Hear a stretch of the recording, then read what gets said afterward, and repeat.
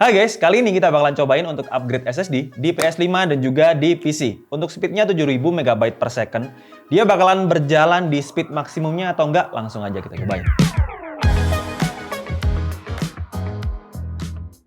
Oke, pasti kalian udah kenal yang namanya SSD atau kepanjangan dari Solid State Drive. Sebuah penyimpanan super kencang dengan teknologi non-flash. Kayak yang bakal kita gunakan di video kali ini yaitu MSI Spatium M480, sebuah SSD dengan kecepatan 7000 MB per second dengan kapasitas 1 TB. Dan ini adalah SSD dengan form factor M.2 NVMe PCI Express generasi keempat. Nah, SSD ini harganya 3,9 juta. Dan dalam paket pembeliannya kita juga dapetin heatsink dengan thermal pad kayak gini. Dan sebelum kita pasang di motherboardnya, setahu saya kecepatan SSD itu bergantung dari motherboard yang kita gunakan. Jadi untuk kecepatan 7000 MB per second bakalan tercapai kalau kita pasang di slot SSD-nya di Gen 4 atau kalau di B550 ini di bagian atas ini. Kebetulan ini lagi kosong juga untuk slot PCIe Gen 4-nya karena untuk PC yang kita gunakan saat ini menggunakan PCIe Gen 3 yaitu di belakang dari VGA-nya. Nanti kita bakal cobain langsung pasang di PC ini. Oke, sebelum kita pasang, saya mau ngasih tips buat teman-teman nih yang mau upgrade SSD. Misalkan teman-teman mau beli SSD Gen 4 dengan kecepatan sekitar 7000-an MB per second, ya sebaiknya teman-teman lihat motherboard yang teman-teman gunakan. Jadi misalkan kayak Intel, misalkan sudah pakai Z590 dan prosesornya sudah generasi ke-11 yang berarti support dengan PCIe Gen 4, pastinya kalian bisa dapetin speed maksimalnya. Terus juga kenali beberapa merek yang udah terpercaya untuk produk SSD, kayak misalkan Samsung, Adata, Kingston, MSI, atau merek yang menurut kalian familiar atau tahu produknya. Karena sejak lihat video Linus tentang SSD, pabrikan tuh ternyata bisa mengganti komponen dari SSD kita kayak 3 bagian penting, contohnya controller, DRAM cage, dan juga non-flash. Kalau mau detail, kalian sebaiknya buka stiker di bagian SSD-nya. Kayak misalkan ini nih, MSI Spatial M480. Untuk controllernya pakai Phison E18.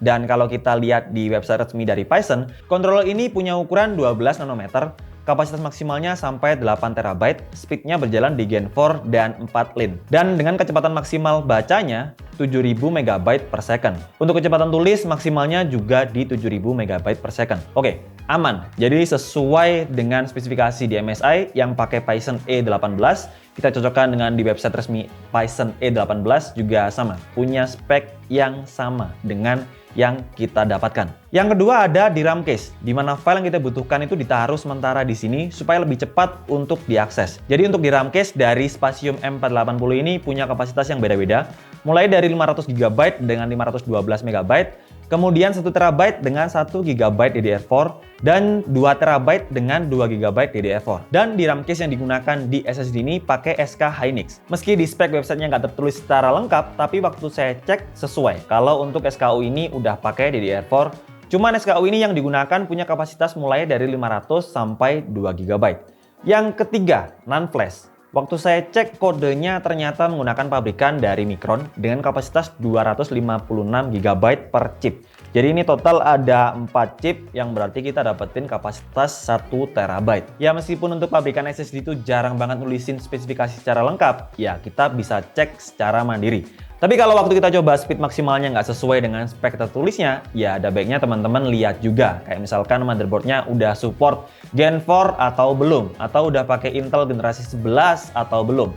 Kalau misalkan belum, ya pasti dia berjalan di default atau di Gen 3. Atau mungkin kalian juga pakai motherboard yang udah support dengan Gen 4, tapi kalian salah naruh slot di bagian bawahnya. Ya alhasil tetaplah berjalan di Gen 3. Oke lah, langsung aja kita cobain untuk upgrade SSD di PC editing kita. Dan kita cuman butuh obeng kayak gini. Sebelumnya kita pasang dulu, karena ini SSD yang punya kecepatan tinggi, yaitu Gen 4 sampai 7000 MB per second. Mereka juga bekalin kita kayak heatsink dan juga housing dari SSD-nya. Dan di baliknya sini ada thermal pad-nya. Langsung aja kita pasang. Cuman setelah kita tadi cobain pasang dengan heatsinknya, ternyata kepentok sama mounting dari cooling kita. Jadi kita copot aja heatsinknya. Nanti mungkin kita bisa ganti dulu, karena kalau kita ganti sekarang untuk cooling atau mounting coolingnya bakalan lama. Jadi kita langsung cobain aja kayak gini, nggak ada masalah sebenarnya sih. Oke, jadi sebenarnya udah kedetek, tinggal kita bikin new simple volume, nggak usah di part, nggak usah di ya langsung.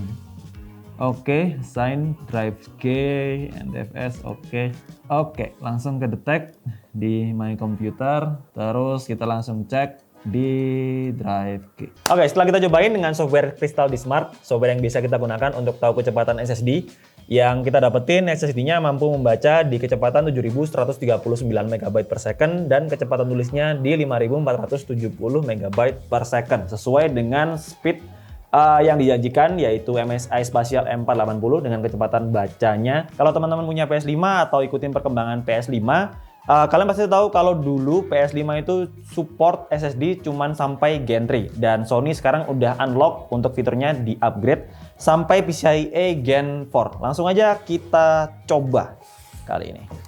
Cara pasangnya sebenarnya cukup simpel, kita tinggal tidurin gini aja.